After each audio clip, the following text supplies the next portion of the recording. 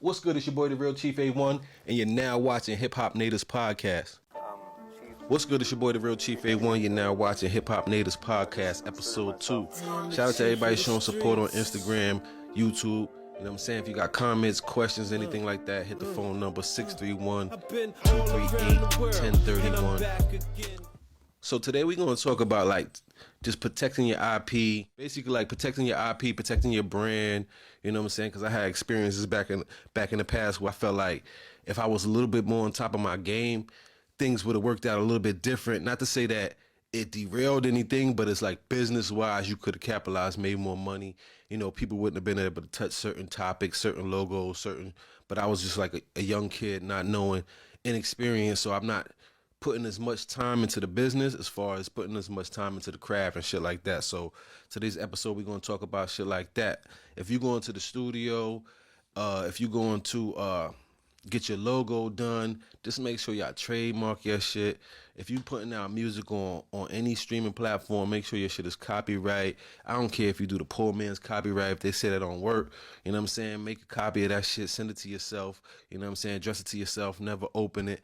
You know what I'm saying? Because times like this where big cases is going and this one's suing that one, this one's suing this one, you could take that evidence to court and could show like documented dates on when this was made and when you put this out, studio sessions, and even if you don't have that, that might like cover you on certain things in case. Because there's been plenty of times when people told me like, yo, you should go after this one, you should sue this one, you should sue that one for things that they know transpired in the industry. Like I said, we hip hop natives, so I'm not coming on here telling people what to do. I'm not coming on here giving my biased opinion just from being some basement studio type of dude, just giving y'all my opinion on every topic that comes along. I'm not gossiping. I'm telling you my experience from being a native in this game, being a hip hop native, like since a little young buck. I'm just giving y'all some game and some experience in the industry, so you might maneuver a little bit different. So like, let's say when I was in high school or something like that, and this is for y'all young boys who still be in the studio doing features and doing shit like that. So I went to the studio one time, and this studio is called Lobo's Studio. It was in Deer Park, New York, you know what I'm saying? And Deer Park, off of Deer Park Avenue down towards Dix Hills. If anybody's from out in that area, you know that's a busy area, you know what I'm saying? And then when you start getting to the Dix Hill, that's where the mansions and the rich shit is at. Everybody thinks it's the Hamptons. That's why I got a segment called More Than the Hamptons. They think it's all the Hamptons, but it's like, just because it's not in the city, you got pockets of the areas where you got all the white folks and you got the cribs and the big mansions and shit like that. But in every one of those neighborhoods, there's one or two little hoods outside in the outskirt. So make a long story longer, Dix Hills, Deer Park, right there's a big studio, Lobo's, 2-floor, gym, jacuzzi, exercise room, weight room, elevator, private buzzing and all like that. We used to be going in there spending out of pocket $100, $150, $200 for the certain rooms. The B room might be $200, $250 this day. I mean, the A room might be $200, $250 this day. The B room might be $100, $150 today, depending on what their booking schedule was and who was coming in and out of there.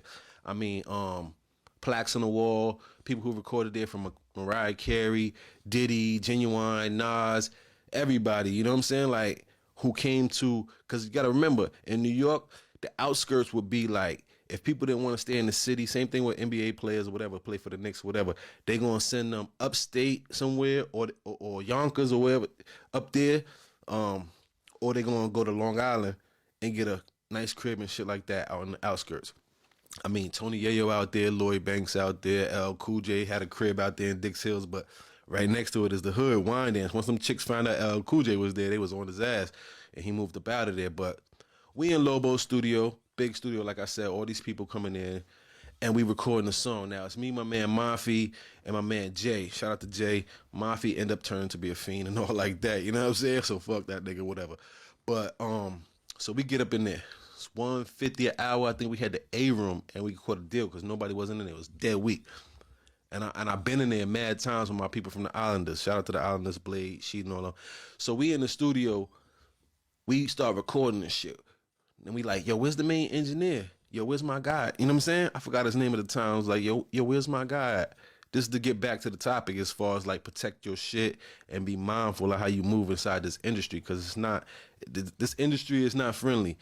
So we in the studio, mind you, I'm like 16, 17. My people's like 15, 16. The other one, the oldest one of us might have been Jay, or even Mafia. He might have been like 18, 19, right? So we in the studio recording and shit like that. We questioning like, yo, what's up with this engineer? Who this nigga? Like, where the white dude usually be in here? They're like, oh, Bad Boy had a session in here, and that's one of their engineers. So we hype like, oh, that's what's up. You know what I'm saying?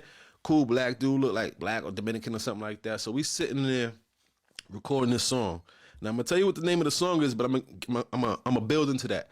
So the song, we recording the song and shit. We like this getting feedback, but it don't feel the same vibe as the white dude because we had a connection with him and just like the understanding of like this is how we like to do shit. I mean, give us the, you know what I'm saying? It was just like, you know how I go when you get in the studio. You got a vibe with certain engineers or certain people.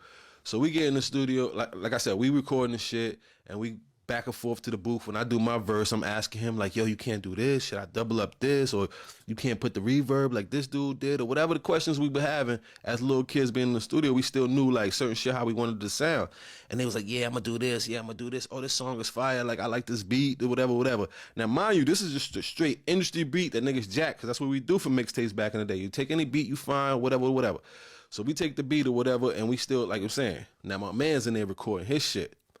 So now it's like the same dude still like having problems with the shit, giving us like a hard time, whatever, whatever. So I get to questioning the situation. We get to like digging into it and shit like that. I'm like, who you work for with Bad Boy? He's like, oh yeah, we from Atlanta, whatever. You know, this is my first time in the I don't think it was the first time in the studio, but like, yeah, we just came out of New York. We in here working, blah blah blah, doing this shit. And I'm like, all right, all right. You know what I'm saying? Just looking at him like, all right, cool. He's like, you know what? You know what I'm saying? I know y'all session is over because, like I said, we were young kids, and this sessions is like 150, 200 an hour. So we on like hour two and a half, and we like, yo, what's up? Like, you know what I'm saying? He's sitting here doing the majority of the haggling. The time is going to him trying to like get everything formatted, sequence, getting the levels and everything right. Like, yo, let me just take this shit home with me. I'm gonna work on it. Then when y'all come back, I'll be here. I'm here for like a couple of months. I'm gonna send the shit back, whatever the case may be. We like, all right, cool. Never ever hear from a nigga again. So we're going to insert the song eventually on, you know what I'm saying, when we upload this on YouTube. But if you go to patreon.com/TV, we're going to upload this shit. The song was called Meet Me at the Mall. And the time period is, with the title of this, you can guess the time period. And that's me being like barely high school little young nigga. You can test the time period. You know what I'm saying? Because we 30 plus now. So the song was Meet Me at the Mall. The nigga was from Atlanta. Engineer nigga, whatever his name is. And then probably like the same year, the next year, we start listening. Radio, one of the biggest hits came out.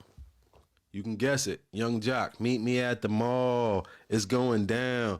Meet me at the club. So everybody like, yo, ain't that y'all meet me at the mall? Shit, that shit.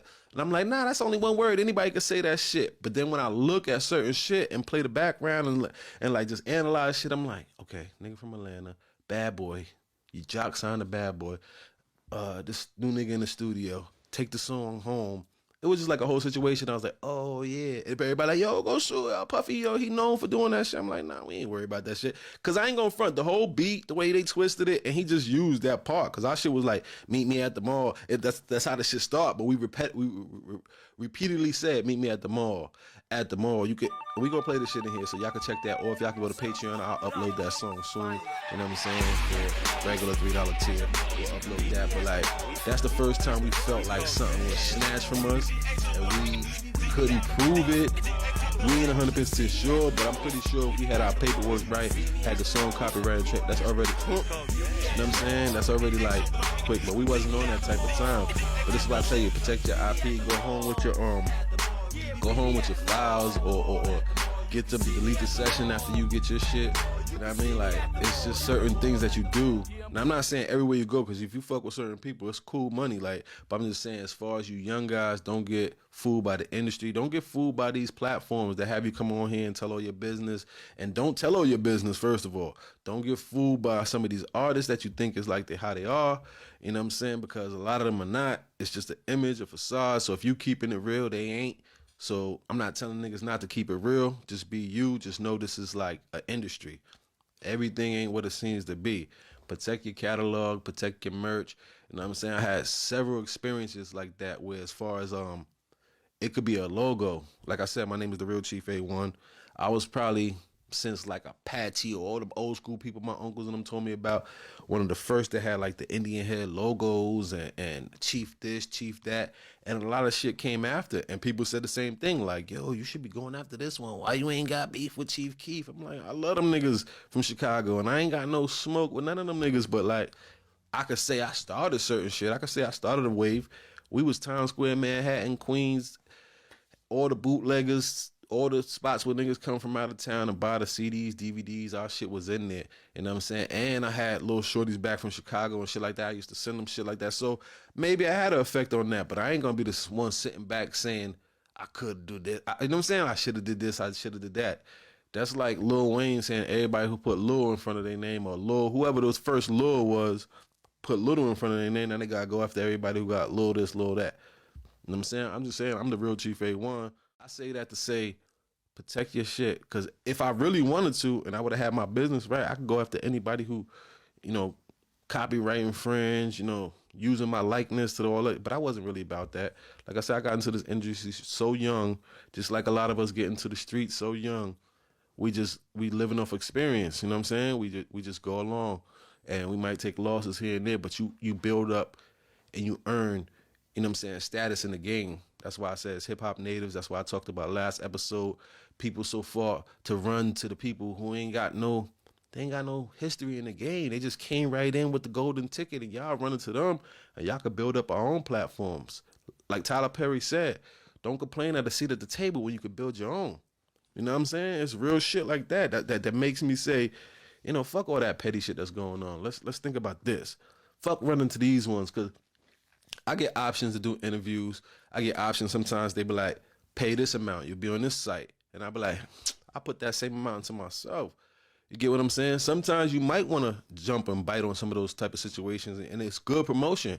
But pick and choose who you promote with. Pick and choose what kind of platforms you want to, you know what I'm saying, support and have your brand moving forward with. Because a lot of these, you can't coincide with people who's against your narrative. You can't team up with people who don't have your best interest, or just, you know, a lot of people just eating. They parasites, man. They vultures. They eating off the skin and bones of the game. So if you want to feed them, you basically putting yourself in carcass zone. You know what I'm saying? You roadkill if you forcing yourself to go to these platforms, because they'll let you die on that platform and pick at your bones when you're gone. You know what I'm saying? This is episode 2 of Hip Hop Natives Podcast. I'm your host, the Real Chief A1. Like every episode, going to be sponsored by officialshop.bigcartel.com. And you can find us on patreon.com/ChiefTV for every full episode. We're going to have clips on YouTube, Who is the Real Chief TV as well. So y'all stop down to officialshop.bigcartel.com. Get you some Child's Play merch. Get you some official merch. Get you the Monopoly Money hoodies. They're out right now. officialshop.bigcartel.com.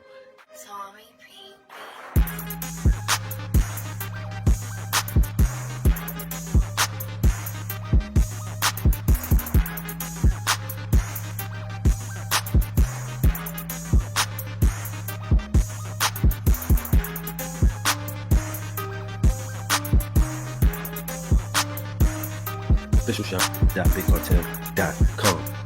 Also, like when y'all let's just say when y'all performing, moving around, promoting state to state, let me give y'all some advice on just like my experience on how to travel. You don't need 100 niggas. You don't need 20 niggas. You know what I'm saying? You might need 5 people, 6 people the most, if you ain't on bullshit. Because a lot of niggas want to be on bullshit. So you might need that. But that's your budget right there. So what I'm saying is travel light.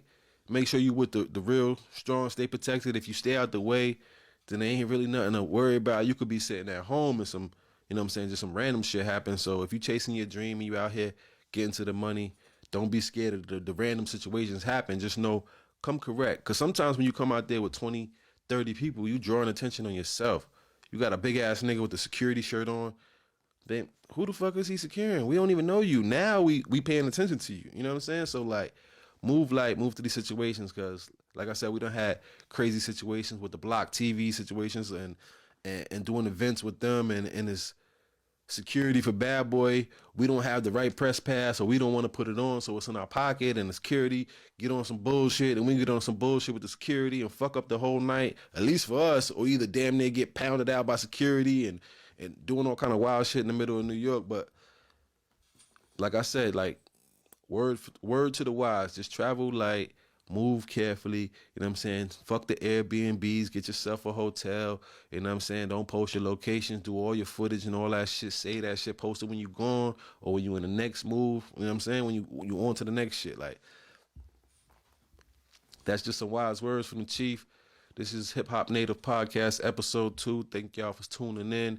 If y'all want to show some love, hit the phone number 631-238-1031. That's 631-238-1031. Text your comments, your feedback, any questions that you have, any topics you think we should cover. You know what I'm saying? Hit me up. Thank everybody for showing support on the Who is the Real Chief EP, Lost Files. Like I said, that project is a collection of tracks that I did for my whole, you know what I'm saying, my whole time in the industry. Whoever heard the project, go to Spotify right now, go to Tidal right now, Amazon Music, Apple Music, and all the streaming platforms. Go listen. Track 1, Gotta Make It. That was like the first song that I ever recorded in the studio. That's like one of the first songs that I ever actually put out. That was basically like one of those pain songs. You can go back and listen to that. You know, we did the video for that. I wish I could find that shit. You know what I'm saying? We did the video for that. You know what I'm saying? In the middle of the hood, motorcycles out. I had it going crazy, had the whole hood out. You know what I'm saying? Gotta Make It video. And it wasn't no hood. It was just like a deep track, freestyle from a young little nigga. We had a chick come in the studio, you know, Priceless Productions. You know, shout out to Sal Gayton. You know what I'm saying? Like, he had a little, I could say he had a little white chick in there. She was playing with her nose. She was all like slow, like off the, you know what I'm saying? Off them opioid type shit. And he like, yo, you should get a chick to sing on here. Or I think I was just humming and harmonizing on the song. And he was like, yo, you should get a chick to sing on here. I'm like, yeah, I'll come back and get it. He's like, nah, we can make her do it. I'm like, huh? How the fuck she, like, you know what I'm saying? She got in there and she killed that shit just with the ad-libs and a little light, the light vocals and shit like that, and it was fire. So if y'all got a chance, go check out Gotta Make It off the Who is the Real Chief EP, Lost Files, or Who is the Real Chief, Lost Files EP, however you want to say it. Go check out that song. Track 2 is called Spit, Pause, and all like that. We talking about lyrics, talking about spit. That was me and my nigga Jay. Shout out to Jay. And I mean, that shit was called Spit. We was just going in there. Matter of fact, I cut Jay off for that shit. I ain't gonna front. That's just a verse from me. Track called Spit. Beat produced by D Gates. Shout out to Dino D Gates. You know, he was responsible for a lot of people also getting signed to Bad Boy. If y'all ever seen the white dude who got signed to Bad Boy, Kane Siafi. I mean, he used to be in the studio with me and my man D Gates, Dino, who produced Spit and a couple other joints off of this EP. And we're gonna get him on the podcast. But Kane was in there writing for Diddy, writing for artists on Bad Boy. He got signed to Bad Boy. I think he did one of the compilation albums with him. He wrote some shit for himself. He wrote some shit for Diddy and a couple of other people. That was around the Danity Kane type era or whatever. But yeah, Spit, track is fire, produced by D Gates, aka Dino from Amityville, Wyandanch, Long Island. Shout out to D. Track 3, My Hood to Your Hood, another joint produced by me and D Gates. It was like one of those NPC in the studio, just working on some shit, incomplete. We like, yo, this shit sound crazy. Finally got the shit together. You know what I mean? Rocked out that beat. Track 4, On My Grind. That shit is featuring Chills, Jay Chills. I ain't take him off of that shit, but shout out to Chills wherever you are. You know what I mean? Big salute.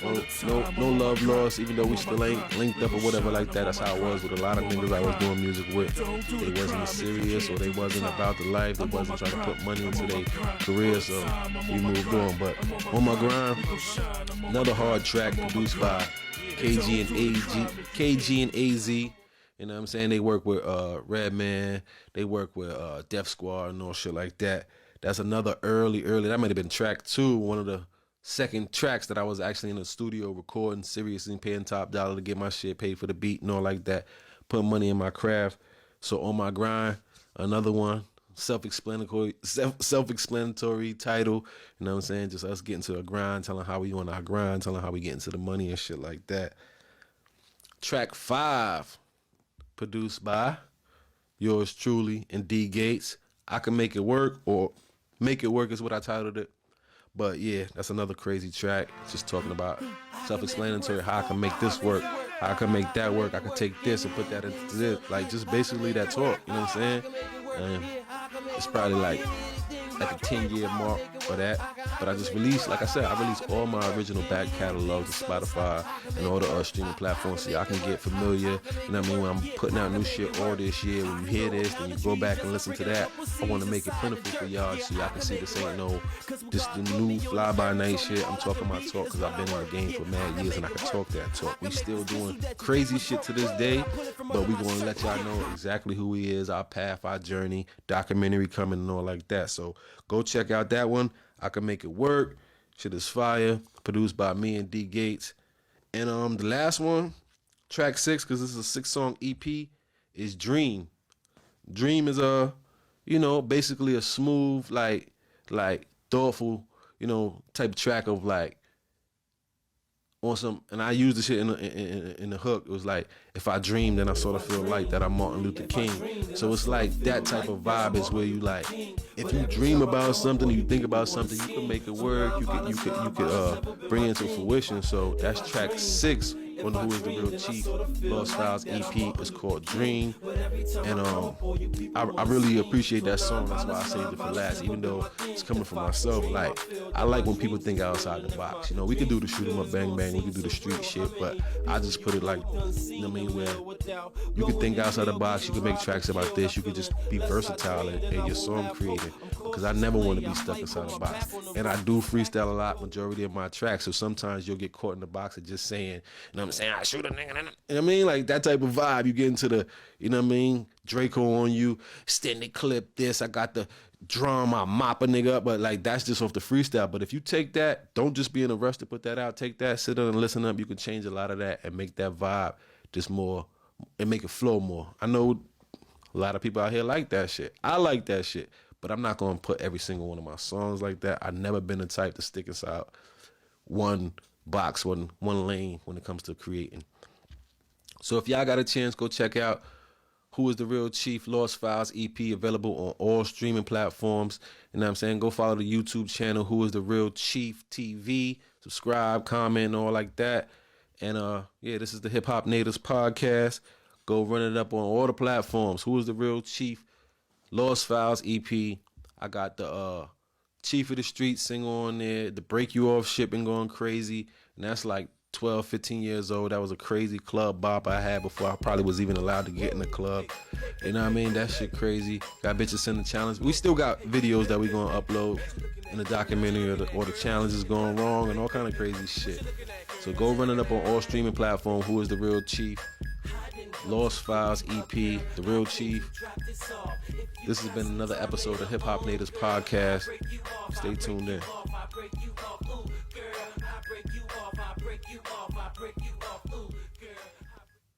Chief. I just consider myself I'm the chief of the streets.